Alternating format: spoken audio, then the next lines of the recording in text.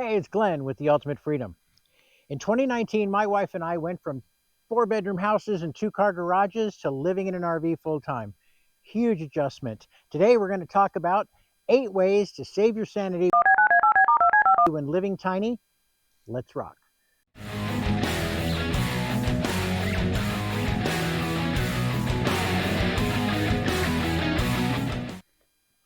When tiny living, any tiny living, a tiny house, an RV, van life, box truck conversion, whatever it is you're doing to live tiny, item number 1 to keep your sanity is an attitude, and the attitude is gratitude. Super important. Say out loud every day the things you're grateful for. Do not complain out loud. Don't let complaints escape from your mouth. You will live out what you speak. Speak gratitude. I'm grateful I have this happy little kitty cat. I'm grateful I have a roof over my head. I'm grateful I've got food to eat. I'm grateful I have a bed to sleep in. I'm grateful, and just keep going. And when you have a complaint, don't voice it. You just stay on the grateful side, and your life will track with that gratitude and get better and better and better. Number 1, attitude, and the attitude is gratitude. Moving on to number 2. Number 2, make your tiny space personally your home. Take responsibility for it. Even if you're unhappy in the situation at the moment, put that aside and take it and make it your own. Put pictures on the wall. Hang decorations that you like to see. Put a cover on the couch that you like how it matches something else. For me, it's a recliner and an entertainment center, and having access right near me to my phone, my tablet, my computer, my laptop, and all that kind of thing. Make it your own and feel like it's your home. Act like it's your home. Decorate it like it's your home. Make it personally yours. That's number 2.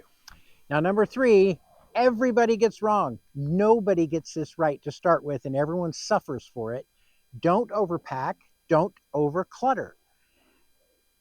Trying to have too many possessions in too small a space is not happiness, it's fear. The fear of losing what you've got. The fear of I can't take it with me. Lose that fear. Don't make decisions by fear. Don't overpack. Don't overclutter. Keep as much free space in your tiny home as you can. Keep the walkway the walkway. Keep the living room the living room. Keep the passage to the bathroom clear and open. Don't overpack. Don't overclutter. This one you're going to have to learn the hard way, but you'll come back to it and you'll go, you know what? They told me that. I'm echoing people that told me this in YouTube channels. Don't overpack, don't overclutter. Then I did it. Now I'm telling you, don't overpack, don't overclutter. Moving on to number 4. Okay, now number 4, you're going to think I'm a little crazy. Go ahead, call me crazy. Call me a hack. Crazy hack. Roll your clothes. I'm not kidding. Roll your clothing. There's a way of packing where you can fit 10 times the amount of clothing in the same space, rolling them versus folding them. And I'm going to go inside and show you right now what I mean. And if you roll your clothing, you get to take more than twice as many clothes with you. And so for ladies, I know that'll make you happy. For me, it means I got 20 shirts I never wear. But let's go take a look. Okay, we're inside my rig, for which I am incredibly grateful, number 1. And there's the cabinet I installed for my clothing. Inside are rolled shirts. Now that looks crazy, but in that crazy right there, there is 46 shirts right there. 46 can fit in there. You cannot fold them and fit 46 shirts in here. That means I got a lot more than 20 that I almost never wear. But they're there. And when we're boondocking and we go a long time without doing laundry, that's when I start plowing through these, and that's when I actually start using them. So roll your clothing. The advantage to rolling your clothing, other than being able to fit far more than twice as much, is when they're rolled, they don't wrinkle. You can roll them and unroll them, and they don't look like they were in a hamper. So roll your clothing. Number 5, be neat, be clean. I mean extremely neat and extremely clean. So I am neater and cleaner than I've ever been in my life, and it's for our sanity.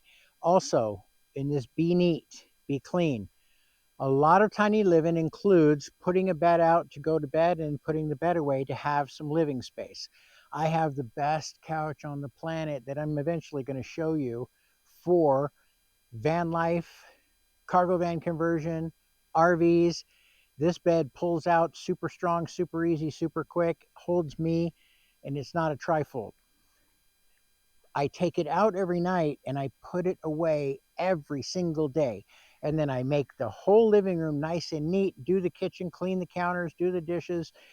This neat and clean thing saturates into your mind as much as living dirty gets into your mind.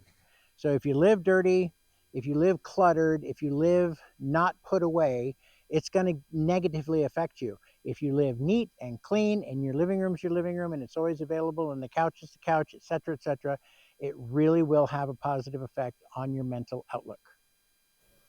It's almost never occurs to where I'm videoing and this guy doesn't come out and want to be on the show. Huh, Bobcat? What do you think? Huh? See? Yes, I love you too, you crazy little man. Yes, I love you. Yes, and I don't care if the whole world knows I love you. But I'd like it if you didn't claw my thumb.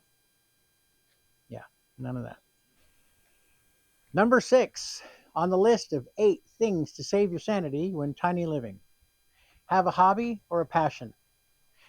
Don't give up the hobby or passion or come up with a new one so that you have something that sparks your interest that you look forward to that you want to do. For me, I love working on the RV, upgrading it, taking care of my sweetheart, and now YouTube. These are passions, and YouTube has to be a passion, or don't even bother.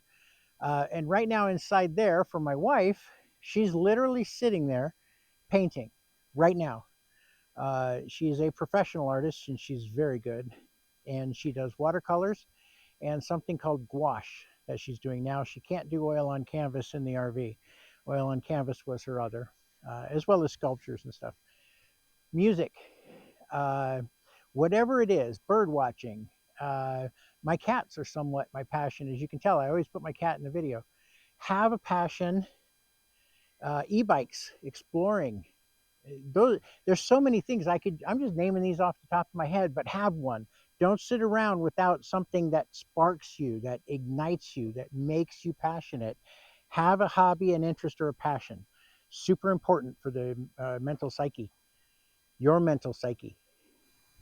Now, number 7 can be difficult, but you must find a way. Personal space. If you're doing this tiny living thing solo, you've already got it. You have your personal space. If you're doing it as a couple or as a family, you have to design intentionally personal space. And so in my motorhome with no slides, I made the back bedroom, I put a door and made that my wife's personal space. In this rig, it was a lot easier because it's a fifth wheel. That front bedroom is her personal space. I can work and edit films in the front bedroom while she's painting. I can work at her desk for painting while she's in the front bedroom. We have a personal space where we can get away and be alone. And then, of course, we've got the love seat and the entertainment center where we watch shows together every night and spend time together. But personal space is super, super important. And for the kids, it can be as easy as bunks, an RV bunkhouse. You just hang a curtain and that whole bed is their space. Put some shelves, that's theirs. Personal space matters. Do whatever it takes to get some.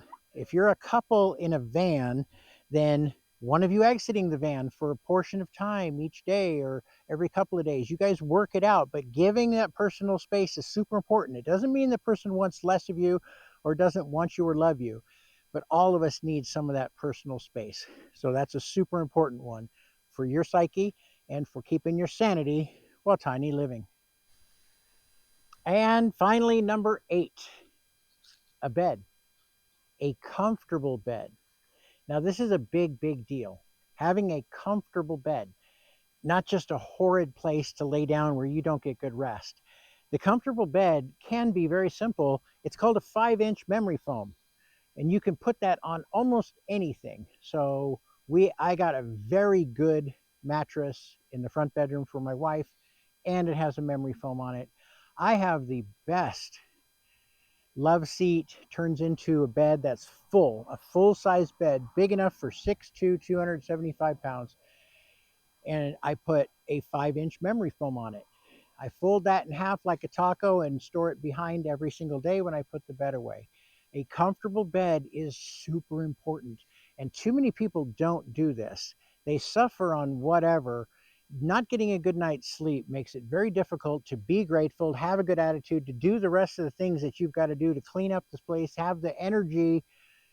All of it is very contingent upon decent sleep. You don't have to get perfect sleep. That's a misnomer. And you don't need 8 hours at a time. That's a lie as well. We're not going to go into that. But you need some good sleep. Get a memory foam, put it on whatever you're doing. Comfortable bed, make it a priority, and it will help. And it will help a lot. So there you have it. 8 things to save your sanity while tiny living. If you'd give me a thumbs up and hit subscribe, I'd really appreciate it. And also, again, I'm going to keep saying it forever. The comment section on this channel is the best. This topic is subjective, not objective. Most of what I do is objective. It's solar panels and converters and inverters and all that. This is subjective. So you can leave a comment and say, this is what I've done for my tiny living, and someone else that reads that, you could change their life. So let's change some lives in the comments. Drop a comment, tell me what you think about what we're doing, what I have said, and share what you're doing so that everybody can have the best quality mobile living and tiny living possible. So thanks for coming along, and we'll see you in the next video.